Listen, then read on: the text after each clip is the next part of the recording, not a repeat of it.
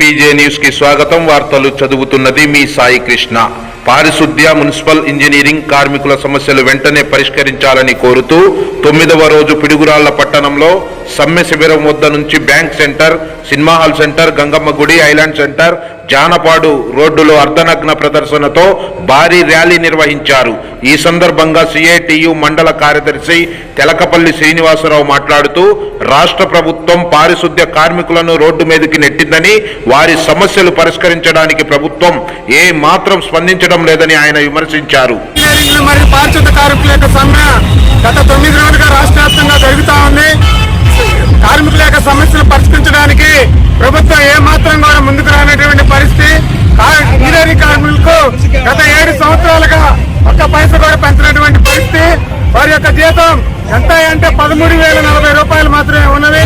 ఈ రోజు ఉన్నటువంటి నిత్యావసర సరుకులకు అనుగుణంగా కనీస వేతనం 36వ జీవో ప్రకారం 21,000 ఇవ్వాలి, లేదా స్కిల్డ్, సెమీ స్కిల్డ్ ప్రకారం 24,500 ఇవ్వాలి.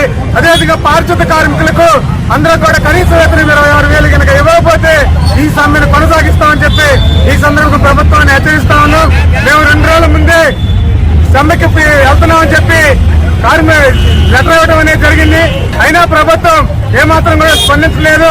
మొన్న జూలై 4వ తేదీన విజయవాడలో మీటింగ్ పెట్టి 12వ తారీఖు లోపు కనుక తేలకపోతే మేము నిరోధక సమ్మె చేస్తాం, ఈ సమస్య పరిష్కరించేంత కూడా మేము విరమించమని చెప్పినా కూడా ఈ ప్రభుత్వానికి ఏమాత్రం కూడా చర్చలన్నటువంటి పరిస్థితి.